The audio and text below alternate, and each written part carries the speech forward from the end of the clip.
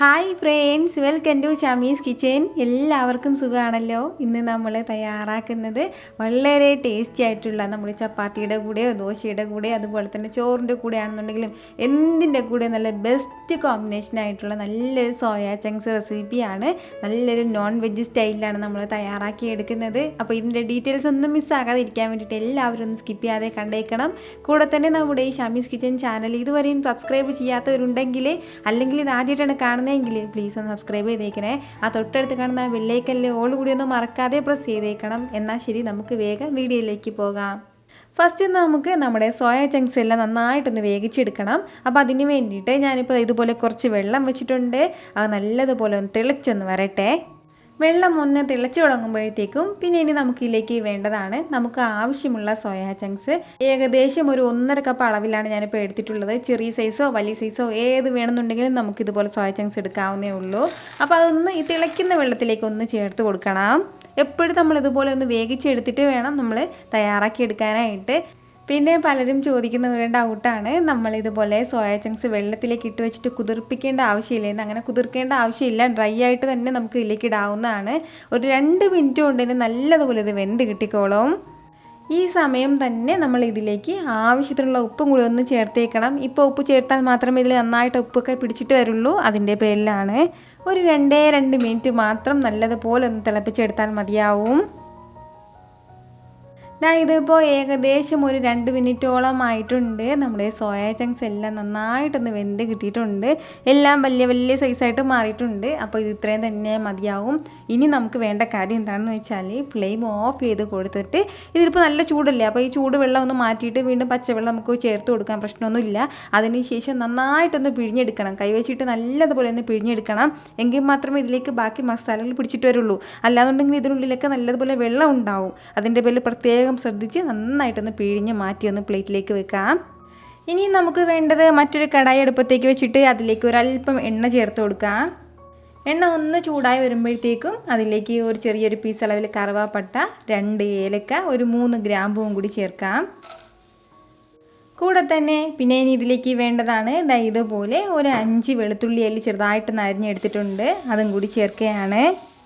അതുപോലെ തന്നെ ഒരല്പം ഇഞ്ചിയും ചെറുതായിട്ടൊന്ന് അരിഞ്ഞെടുത്തിട്ടുണ്ട്. അപ്പോൾ ഇത്രയും ചേർത്ത് കൊടുത്തതിന് ശേഷം നല്ല രീതിയിൽ ഇതൊന്ന് വഴറ്റി കൊടുക്കാം. നന്നായിട്ട് നമ്മുടെ ഇഞ്ചിയുടെയും വെളുത്തുള്ളിയുടെയൊക്കെ ആ ഒരു പച്ചമണം മാറുന്നത് വരെ മാത്രം ചെറുതായിട്ടൊന്ന് വഴറ്റി കൊടുത്താൽ മതിയാവും. അപ്പോൾ ഇതുപോലെ ചെറിയ രീതിയിലൊന്ന് വഴറ്റി കൊടുത്തു കഴിഞ്ഞാൽ പിന്നെ ഇനി നമുക്കിതിലേക്ക് വേണ്ടതാണ്, ഞാനിപ്പോൾ ഇതുപോലെ ഒരു സവാള ചെറുതായിട്ടൊന്ന് അരിഞ്ഞെടുത്തിട്ടുണ്ട്. അത്യാവശ്യം വലിയ സവാളയിലാണ് ഒന്ന് എടുത്തിട്ടുള്ളത്. തീരെ ചെറുതാണെന്നുണ്ടെങ്കിൽ മാത്രം ഒരു 2 സവാള എടുക്കാം. അപ്പോൾ അതും കൂടി ചേർക്കുകയാണ്. സവാളയും ചേർത്ത് കൊടുത്തതിന് ശേഷം വീണ്ടും നല്ല രീതിയിൽ ഒന്ന് വഴറ്റി കൊടുക്കാം. നല്ലൊരു ലൈറ്റായിട്ട് കളറൊക്കെ നമ്മുടെ സവാളയുടെ കളർ മാറുന്നവരെ മാത്രം ഒന്ന് വഴറ്റിയെടുത്താൽ മതിയാവും. ഇപ്പോൾ നമ്മുടെ സവാള എല്ലാം ചെറുതായിട്ടൊന്ന് വഴണ്ട് തുടങ്ങിയിട്ടുണ്ട്. അതിൻ്റെ കളറൊക്കെ ലൈറ്റായിട്ടൊന്ന് മാറി തുടങ്ങിയിട്ടുണ്ട്. ഈ സമയം നമുക്കിതിലേക്ക് തക്കാളി ചേർത്ത് കൊടുക്കാം. ഞാനിപ്പോൾ ഒരു 2 മീഡിയം സൈസിലുള്ള തക്കാളിയാണ് എടുത്തിട്ടുള്ളത്. അപ്പോൾ അത് ചെറുതായിട്ടൊന്ന് അരിഞ്ഞിട്ട് അതും കൂടി ചേർക്കുകയാണ്. തക്കാളിയും ചേർത്ത് കൊടുത്തതിന് ശേഷം വീണ്ടും നല്ല രീതിയിലൊന്ന് വഴറ്റി കൊടുക്കണം. നന്നായിട്ട് തക്കാളിയെല്ലാം ഒന്ന് വഴണ്ട് കിട്ടിയാൽ മാത്രം മതിയാവും. ഒരുപാട് സമയത്ത് വഴറ്റേണ്ട ആവശ്യമൊന്നുമില്ല.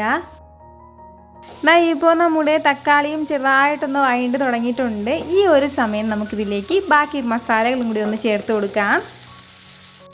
എരിവിന് വേണ്ടിയിട്ട് നമ്മൾ അധികം ഇത് കുരുമുളക് പൊടിയാണ് ഇതിലേക്ക് ചേർത്ത് കൊടുക്കുന്നത്. അപ്പോൾ ഞാനിപ്പോൾ ഇതുപോലെ ഒരു 1.5 സ്പൂൺ അളവിൽ കുരുമുളക് പൊടി ചേർത്ത് കൊടുക്കുകയാണ്. അതുപോലെ തന്നെ ഒരു 1/2 സ്പൂൺ അളവിൽ മാത്രം മുളക് പൊടിയും കൂടി.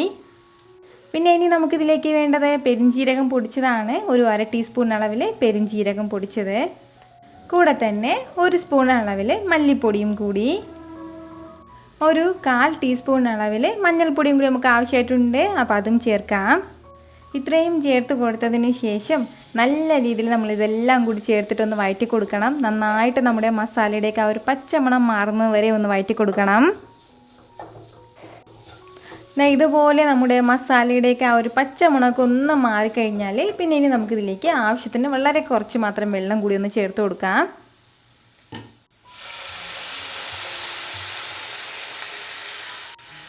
വെള്ളം ചേർത്ത് കൊടുത്തതിന് ശേഷം വീണ്ടും ഇതെല്ലാം കൂടി ഒന്ന് മിക്സ് ചെയ്ത് കൊടുക്കണം. അപ്പോൾ നമ്മൾ ഇതുവരെ നമ്മുടെ ഗ്രേവിക്ക് അനുസരിച്ചിട്ടുള്ള ഉപ്പ് ചേർത്തിട്ടില്ലായിരുന്നു. അപ്പോൾ കുറച്ച് ഉപ്പും കൂടി ഇതിലേക്കൊന്ന് ചേർക്കാം. ഇതുപോലെ ആവശ്യത്തിനുള്ള ഉപ്പും ചേർത്ത് കൊടുത്തതിന് ശേഷം നല്ല രീതിയിൽ ഇതെല്ലാം കൂടി ഒന്ന് മിക്സ് ചെയ്ത് കൊടുക്കണം. അതിന് ശേഷം നന്നായിട്ടൊന്ന് തിളച്ച് വരട്ടെ. ഇപ്പോൾ നമ്മുടെ ഗ്രേവി എല്ലാം നല്ലതുപോലെ തിളച്ച് തുടങ്ങിയിട്ടുണ്ട്. ഞാൻ ഫ്ലെയിം ഒന്ന് കുറച്ച് വെച്ചിരിക്കുകയാണ്. അപ്പോൾ ഇനി നമുക്കിതിലേക്ക് വേണ്ട എന്താണെന്ന് വെച്ചാൽ നമ്മൾ നേരത്തെ വേവിച്ചെടുത്ത നമ്മുടെ സോയ ചങ്ക്സ് എല്ലാമാണ് നന്നായിട്ടൊന്ന് പിഴിഞ്ഞെടുത്തിട്ടുണ്ടെങ്കിൽ മാത്രമേ ഈ മസാലയും ഈ ഗ്രേവിയൊക്കെ നമ്മുടെ ഈ സോയ ചങ്ക്സിൽ നന്നായിട്ടൊന്ന് പിടിച്ച് വരുള്ളൂ. അതൊന്ന് പ്രത്യേകം ശ്രദ്ധിക്കണം. അതിന് ശേഷം എല്ലാം കൂടി ഒന്ന് മിക്സ് ചെയ്ത് കൊടുക്കാം. നമ്മൾ നേരത്തെ സോയാ ചങ്ക്സ് വേവിച്ച സമയത്ത് ഉപ്പ് ചേർത്തിട്ടുള്ളതാണ്. അതിൻ്റെ പേരിൽ വീണ്ടും കൂടുതൽ ചേർക്കേണ്ട ആവശ്യമില്ല. കാരണം നമ്മൾ മസാലയിൽ ഉപ്പ് ചേർത്തിട്ടുണ്ട്. കുറവാണെന്നുണ്ടെങ്കിൽ മാത്രം പിന്നീട് ഒരു അല്പം ചേർത്ത് കൊടുത്താൽ മതിയാവും. നമ്മൾ ഈ സോയാ ചങ്ക്സ് ചേർത്ത് കൊടുത്തത് ഉടൻ തന്നെ ആ വെള്ളം കംപ്ലീറ്റ് ആയിട്ട് ഇതൊന്ന് വലിച്ചെടുത്തിട്ടുണ്ട്. ഇനി കുറച്ച് സമയം ഇതൊന്ന് തിളക്കണം. അപ്പോൾ അതിന് വേണ്ടിയിട്ട് ഒരല്പം വെള്ളം കൂടി ഒന്ന് ചേർത്ത് കൊടുക്കാം. ഈ നമ്മൾ ഒഴിച്ചു കൊടുത്താൽ വെള്ളം കംപ്ലീറ്റ് ആയിട്ടൊന്ന് വറ്റിയിട്ട് വരണം. അപ്പോഴും മാത്രമാണ് നമ്മുടെ ഈ മസാലകളെല്ലാം നമ്മുടെ ഈ സോയ ചങ്ക്സിൽ കറക്റ്റായിട്ടൊന്ന് പിടിച്ച് വരുന്നത്. അപ്പോൾ ഒരു മീഡിയം ഫ്ലെയിമിൽ വെച്ചിട്ട് തന്നെ നമുക്ക് നല്ലതുപോലെ ഒന്ന് തിളപ്പിച്ചെടുക്കാം. അതുപോലെ തന്നെ ഇടയ്ക്കിടയ്ക്ക് ഒന്ന് വഴറ്റി കൊടുക്കണം കേട്ടോ.